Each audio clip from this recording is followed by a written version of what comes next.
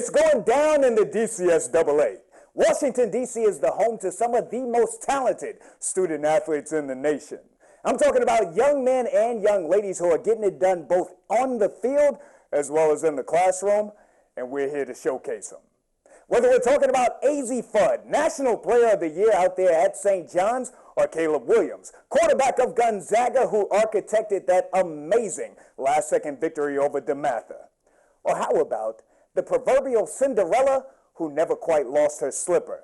I'm talking about a story of David and Goliath. That's where this show begins at Sidwell Friends. Gentlemen, it's been months since you all raised that DCSAA crown. You won what was arguably the most memorable game in DCSAA history, but I got a feeling that this is going to be a moment that's going to stick with you all not only for years, but potentially decades and honestly for the rest of your lives. Me calling it, it was one of the greatest games I've ever seen. So if it's okay with you all, I just want to walk through a little bit of it from you all's perspective, okay? So under 10 seconds left, I believe that it's Jay Heath Jr. of Wilson. He gets the ball, outlets it to Dominguez Stevens. Dominguez puts a layup in. It looks like the game might be over. What thoughts were going through you all's mind? I was crushed at the moment. As soon as I saw the ball go through, I was like, I don't know, like, what are we going to do? What's going to happen? And even coach even told us, you know, we need 2 guys back, or at least 1 guy back, so that specifically doesn't happen, and it did. But, you know, I think. What happened? Somebody was supposed to be back? Yes, Dean got it. It was on me, actually. Coach told me, since, you know, I'm point guard, I'm in the back. I was the first one back. I got caught up just watching the ball. And so when he threw it over my head, you know, I was a little pissed. But it maybe the fact that I messed up, I think, made me even more focused. So all I was focused on was I got to get the ball out of the net as fast as possible. But obviously, I was a little upset. That, yeah. You know. What happened next will obviously go down in history as a part of this story, a bit of a 2-part story. I know that we get the inbound out. Jack Lewis has the ball. He puts that shot up. What thoughts are going through our mind when that shot hits the bottom of the net? I mean, obviously you feel incredible. Like, you know, like I said, you work all year in layup drills. Get the ball out of the net. Don't let it hit the ground. And obviously, you know, by Dean not getting back, you know, he made up for it, getting the ball in. An unbelievably heads-up play to get it in as quick as he did. Do not think the whistle was before that happened.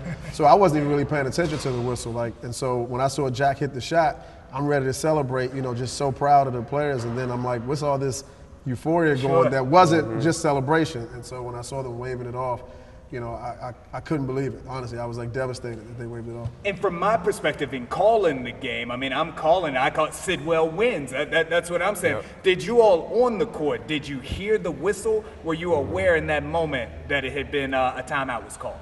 Yeah, so I heard it because I would think I was closest. I was closest to the whistle. So after I heard the whistle, I kind of knew something was up. So after he made the shot, I was kind of like, trying to get myself to celebrate, to say like, no, he did make it. Like I was trying to prove to myself that there was no whistle. But I think, unlike most of my teammates, I actually did hear it, and I kind of knew after he blew the whistle. Even when he made the shot, I was like, only pause. Right. Yeah. And that's got to be the moment right there, Yeah. the pivotal moment for this, because Coach, as phenomenal as these young men, these student athletes are, they're still young men. Yeah. Right. They had felt for a moment that they had won the game, and then it gets waved off. What did you say during that timeout to help them get the rest of their composure back and then draw up a play to win this game? I think I just kind of derived all the way we played all year. I mean, it's been a very resilient group, unbelievably senior-laden and led team. So I knew they could handle that letdown of that moment, and I wanted to make sure that I didn't stay in that moment. We always tell the kids to move on to the next play. So I couldn't stay in that emotion of, like, you know, feeling the letdown and, you know, not like that you're cheated, because I don't think that, but like you just feel like, how could they make a mistake like this? But I just tried to get back in there and tell them, like, you know, draw up a play to run, and felt confident we were only down 2. Didn't know Dean would go for the home run. You know, I'm excited that, you know, he made that kind of shot. Big time player. So, but I just tried to give them the confidence that I was still thinking that we can win. I mean, obviously, I'm not saying that you think you can, like you said, lightning striking twice. But I have to make them believe that I believe it, you know, which I still believe that we can make a play. So after all of the conversation is had and all of the coaches have their say, I believe they put approximately 7 seconds left on that clock, and this is the moment that goes down in history that'll be talked about 20 years from now. Dean, Take me through those final 7 seconds. I mean, yeah, so there was a play drawn up for me to dribble down and Jack to come off an elevator screen, shoot a 3 on the left wing. So all that was going through my mind was like, I got to get it down the floor fast and then look for Jack. So the ball got passed into me, you know, I dribbled my left, I think I crossed over, came down my right hand. And I think the fact that I was looking for Jack, I was like thinking, all right, how am I gonna run this play? I wasn't focused on trying to take a shot for myself. I was focused on let's run this play. It kind of kept me focused and I was like just focusing on that. And then I looked up, I saw the time, I was like, there's not enough time for me to run this play, so I kind of just improvised. You went Allen Iverson on out there. Yeah, and so I went behind the back. You know, I saw you backed up a little bit, and I'm a pretty passive player. So like, I'm still looking. Like even when I go behind the back, I'm looking like, all right, is there someone I can pass to? But in that moment, I was like, you know what, I gotta take this shot. And you know, I've all the confidence in the world, like my shot, and I'm confident that I'm gonna make that shot. So I pulled up, and I was like, I had to let it go. Made 3 buzzer beaters that game. In that game. 3 points. In that game. I was already kind of feeling good from those buzzer beaters. Why not? And so I figured, you know what, might as well make a 3rd one. So. Jason, you're watching that from the bench. You all may not even make it to that moment if you didn't make a buzzer beater of your own earlier in the tournament. Yeah. So what all were you feeling when Dean's shot went in? Dean just did it for all of us. I mean, right there, the whole season, winning, working really hard. That shot meant not just that moment, just the whole season. Walt, on the court. My jaw dropped to the floor, my hands go crazy, and I just started running straight towards Dean, like I'm going to tackle him. I mean, I tripped. You know, You saved Dean's life when you tripped. Yeah. But there really are, there's no words that I can say to express how I felt during that moment or how any of us felt during that moment. I mean, we'll remember that for the rest of our lives. And I can remember after the game, I was talking to Elijah, and, you know, he started crying, and I started tearing up a little bit, and I was like, this is for you, man. Like, him being on the bench and not being able to play, it hurt me to see that. And, you know, to have that shot and win that game. Help bring the seniors all together. Yeah, it was like, this for you. Brought it home. Yep. Brought it home. And you speak to all of the seniors. Jason, Coach, obviously these 3 phenomenal student athletes here, but you've got even more, not only seniors, but your whole entire team, a group of excellent young men. What was it like to coach this bunch? What made them special? It was an unbelievable thrill to coach them, Chad. Like, I just think all the hard work that they spoke of, they put in every day. This was the first year, probably in my 11-year career, where I honestly don't think they took a day off, like in practice, you know what I mean? And was razor sharp as much as we coaches demand of our players. And obviously there's a lot of demand on them as student athletes at a school like Sidwell Friends. I just couldn't tell you how locked in they were all season. Senior-laden team, like, you know, great leadership, where it was kind of self-run, self-contained, self-policed. Those are always the best teams when the coach doesn't have to be the captain, you know what I mean? So, you know, great captains right here. But like you said, Jack and Nick Lewis, unbelievable players that I had since middle school.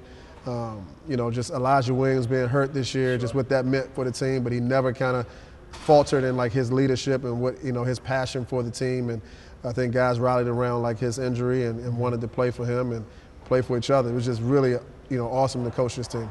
And as talented as you all are out there on the basketball court, of course, sitting right there is the DCSAA Coach of the Year. What has Coach meant to you all? What has he taught you all? What have you all learned that you'll take with you? I think he's really modeled commitment. The amount of time that him and the rest of our coaching staff put into scout and watching film, us extra skill work, all those little things mean a lot that don't really get recognized as much as it should. And it's the little things. I mean, before the game, he had us all meet in the athletic center to go over even more plays that they do, like, you know, plays that they get hype off of, you know. Preparation. Plays that they get alley-oops off of. They had any of that in the game that we had because we knew what was going to come. And it's just things like that. And he has a great basketball IQ. Like, I mean, his mind is crazy, and it's so well-deserved. I mean, I've known him since 7th grade, and the journey I've had with him up until now, I wouldn't be where I am today without him. Yeah, I think for me the key word with Coach is emotion. I think so I've been here, I'm a lifer at Sidwell, and even in 5th grade, like, I come out on the court playing, like, it's just me and some 5th and 6th graders, like, you knew, like, he really cared about what was going on. And from 5th through 12th grade, like, no matter what it was, like whether it was him being happy for us or trying to correct something or anything, no matter what it was just full of emotion and caring. And like, that's what really makes him special, is this just immense care for like each of his players, really, really wanting the best for them in life and in basketball. And that's, that's the thing that I'm gonna take away the most. I got to imagine that every time you step on a basketball court, you are seen as the underdog. You're likely underlooked, overlooked. However, you just hit the biggest shot in DCSAA history. What has been an underdog? What has that been for you in life, overcoming it? And what has making that shot, what will that do for you? Yeah, I mean, my entire life, every time I've stepped on a basketball court, people have looked at me and just thought, oh, he's probably not going to be that good.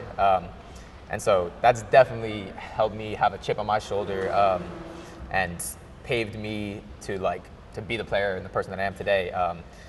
And I think the fact that, I was able to hit that shot shows that, like, a lot of people who are like me probably won't even try and go on a basketball court because they'll think, oh, like, everyone thinks I'm going to be bad, so I'm going to be bad.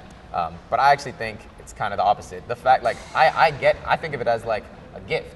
Because I'm short and maybe don't look the best at basketball, like, it's allowed me to play with this chip on my shoulder that other people don't have. Like, I think it gives me a leg up. And I think anyone who, might be in the same scenario as me should think about that and think of it as an opportunity and a gift instead of as this thing that's keeping you from playing basketball. Speaking of the underdog, Jason, of course, on the national level, you were a bit of an underdog in your own regard. Here regionally, everybody knew about you. I know it's kind of like the white man can't jump thing. You're Billy Ho out there. You go out there and light cats on fire. But as much as we had love for you here in the DMV, I know that recruiting was slow for you. Yeah. And so what was it like for you, for your recruitment to be so slowed down, but for you to overcome that and then to receive this offer from Towson and to now be going on to be the hometown hero? It was definitely great to overcome that and to get an offer at the end. But my focus was just basketball during the season. I tried to not worry too much about the recruitment process, just more focus on winning and being committed to this team. And I think that really helped me stay focused and not worry too much about that. Walter, you, sir, young man, 3-sport student athlete. You get it done in football and in basketball and in track and field as well. I've always looked at you as someone who is a true example for not only generations here at Sidwell, not even only in the DMV, but for your community and even for the African-American males all around the nation. When you look at that, is that something that you have thought about? Is it something that's important to you? And if so, do you feel as though that's a burden or do you take pride in it? I take pride in it. There's nothing else I can't take. I can't take that as a burden, because just seeing, especially the kids in 5th and 6th grade, seeing those kids, when I see them, their faces light up. I mean, I don't see that as a burden. That, like, they're my friends. Like, they're some of my best buddies. Just talking to them and being a mentor to them, giving advice. I mean, it just gives me joy. I mean, there's nothing else that I can say that I would rather do. And I didn't start out wanting to do this. Coming in 7th grade, I was looking up to the 8th graders, and then when I got to high school, to the seniors. And me being a senior now, I see the responsibility that I have and the impact that I can have on people. And so I just go out there and just try to be the best person I can be, and just try to help as many people as I can. Whether you need a hand shopping for groceries, using up scraps, or finishing every bite, Meal Prep Mate can help you plan better and save more. Whether you're a newbie getting your first taste, a meal prepper honing your chops, or a meal prep pro hungry for a challenge, you can learn how to eat smarter, plan better, and save more at every step of meal prep. When you finish every bite, you save. Start prepping with Meal Prep Mate at SaveTheFood.com.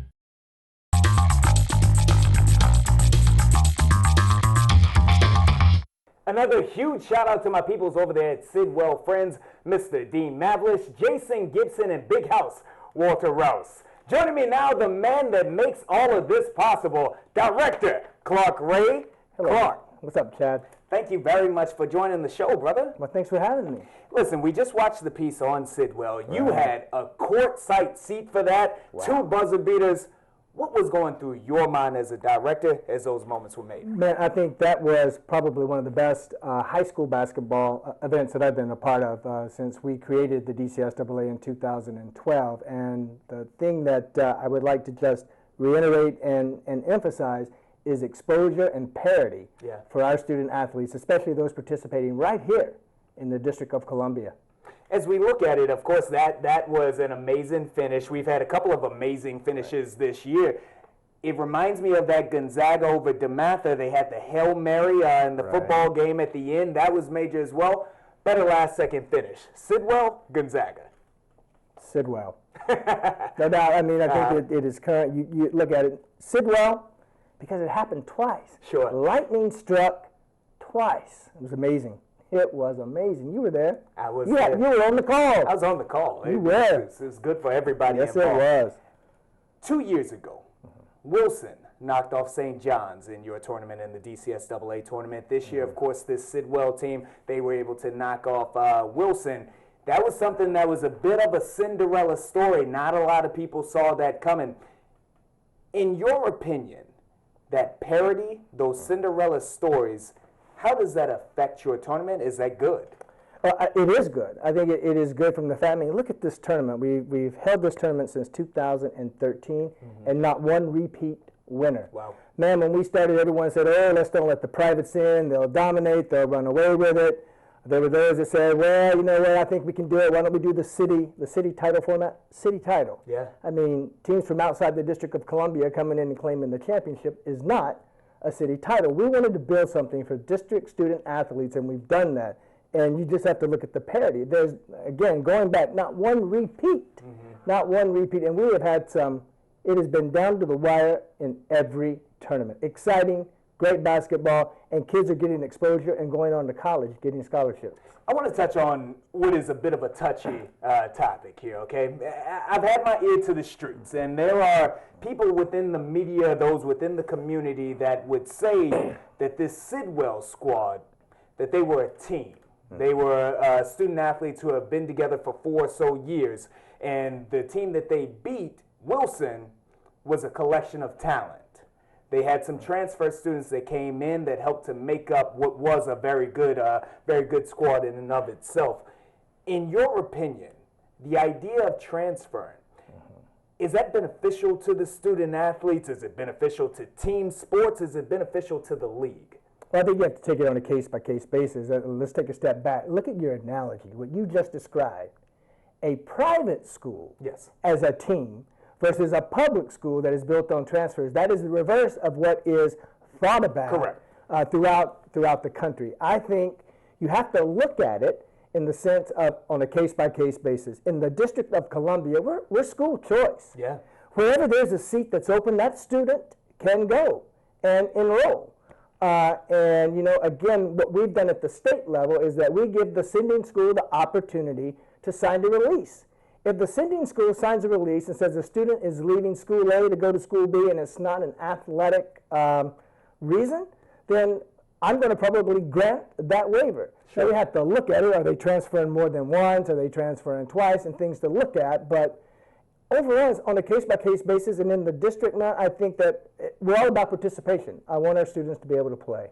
It's going down in the DCSAA. Of course, the DCSAA tournament is the best of DC. We do, though, have a couple of those other schools. There's the DeMatha, there's the Paul VI, there's a myriad of big-time schools in Maryland. Would you like to see a tournament that encompassed all of the best teams in the DMV? And if so, how do we make that happen? I would like to be responsible or have a hand in raising the competition level for all of our student athletes. We are fortunate to live in such an area where we have so much talent. Sports around, from football, basketball, track. Yes, I would like to see developed an end-of-the-year type of tournament that we could crown some type of DMV winner. Our coaches have talked about it. Coaches in the surrounding area have talked about it.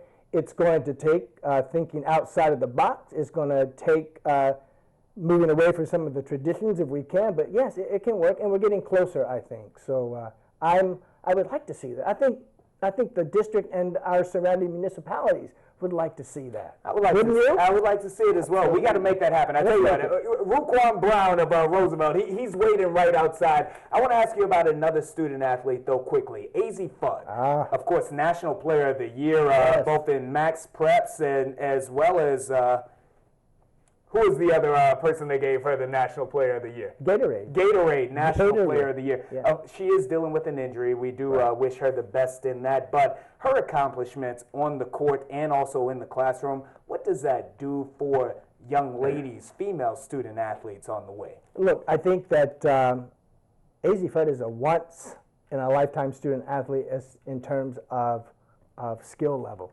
But she is also just a great person. Yes. I've gotten to be around her the last couple of years. She is by far one of the best, if not the best, high school girls basketball players I've ever seen. And we wish her a speedy recovery from her injury. But it also raises the competitive level for our girls. I think on the girls' side of the equation in basketball, the parity's not there. Yeah. And we're building on that. But having someone like an AZ Fudd come through where other young women now are looking up to and going, wow, I can do that too. Clark Ray, thank you very much. Thank you, Chad. Ruquan Brown is on the way.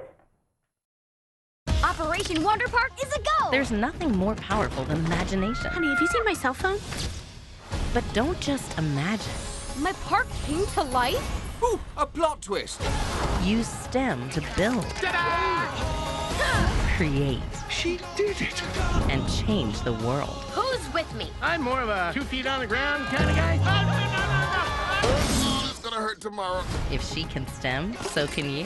Find out more at She Can STEM.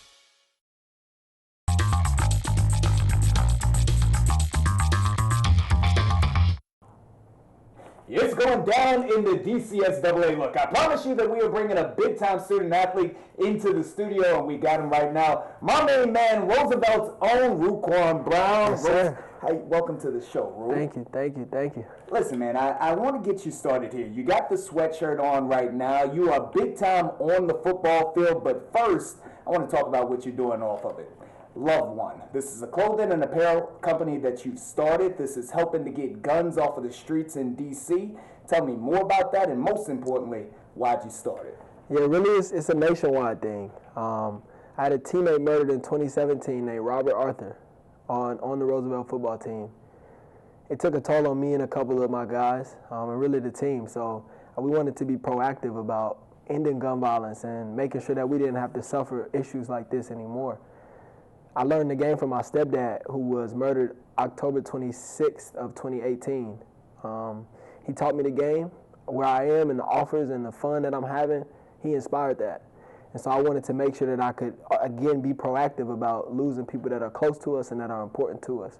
So I thought it would be important to take some of the money that I'm earning through these clothes and donate it. And so I partnered with an organization in New Jersey called One Gun Gone.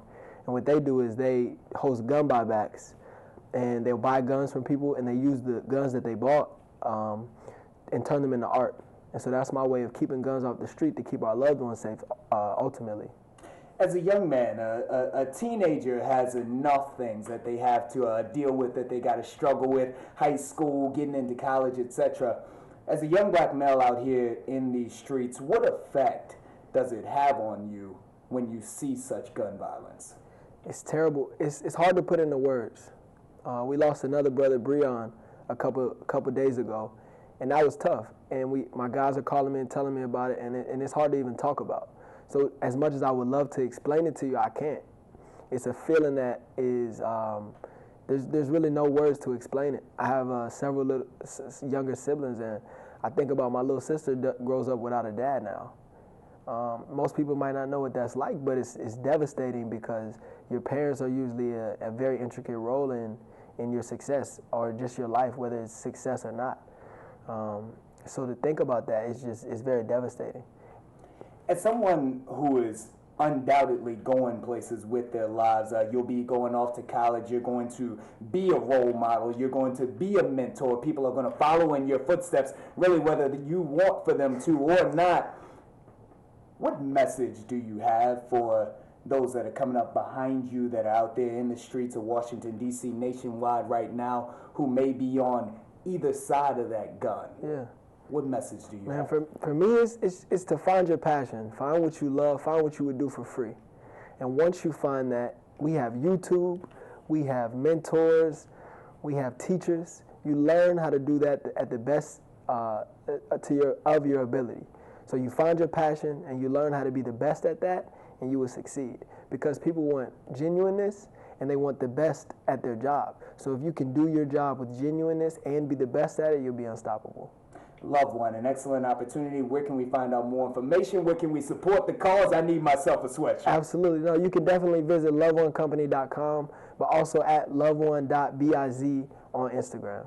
I want to take this to the actual playing field now. You're a big-time track star. You're a huge football star as well. The first time that I saw you, I remember at a track meeting, you were talking about football. I was like, man, there's no way that this kid, you're scrawny at that point, but you've done it. You've gotten it done. Yep. You're DB, you're wide receiver, you return kicks, you're an athlete on the field. Yep. In your opinion, what are the strengths of your game? Man, the strengths of my game, on the field, we'll talk about speed. Yeah. We'll talk about catching. We're talking about just having a knack for the ball. So the ball's in the air, whether that be at receiver or DB, I'm going up in the air and I'm getting it. Whether it be fumbles on the ground, I just have an innate ability to find the ball and take it to the end zone with me. What was that, 6 interceptions? Or more. Yeah. Right? And so my sophomore year, 8 or 9 interceptions. This year, 7 or 8 interceptions. And I'm learning the power in numbers, and so I'm trying to be more better with my numbers. Mm-hmm. But I'm just used to balling, man. We don't count when we ball, you know. But off the field, that still relates to football. It's just about the preparation. Sure. It's about watching the greats, watching Dion, and the swag that he plays with, and learning to be comfortable on the field. And that's the way I get my job done, man. Just having fun and being comfortable. Mm-hmm. Watching some great receivers, Antonio Brown, Julio Jones. Right. Let's talk about Calvin Ridley, Sanu. A lot of those guys that are great at the game and learning from those guys. That's how learning from the greats. Absolutely. And obviously that is paying off for you. Your recruiting is heating up. I mean, Georgetown, Yale, Temple. This is all just within the last few days. What has the recruiting process been like for you, both the positives and the negatives? It's been fun. I'm an avid believer and follower of Jesus Christ. And I kind of felt something in my spirit before maybe a little bit after or before my first offer from UMass. That it was kind of like my life is about to change, right? For the better. It can be a scary thing, you know, but for the better. And so with recruitment picking up and talking to a new coach every day or 2 or 3 and missing phone calls during school and calling back and just having a really busy schedule, it's been fun. And I'm very thankful, excited to continue to talk to coaches and learn and get more about the game from them and more about the process from them. It's been awesome. I'll get you out of here on this. In 2017, you all kind of shocked the world. I think you finished 11-2 or so. Last year, not so much. Everybody out there at Roosevelt, they want to know the answer to this. What is the key? What are the secrets to you all climbing back up that ladder and competing? Yeah, my coaches are doing a great job right now building a program. And with that program comes the culture. And so the culture is what we're missing right now, but we'll have that by the end of the season. And so once we have the culture and the culture clicks, I'm telling you, we would dominate. Amazing, young man. Ruquan, thank you very much for stopping by. Give us that website one more time. LoveOneCompany.com.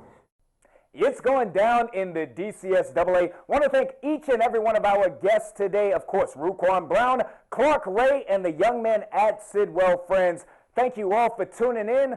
We'll see you next time. It's going down.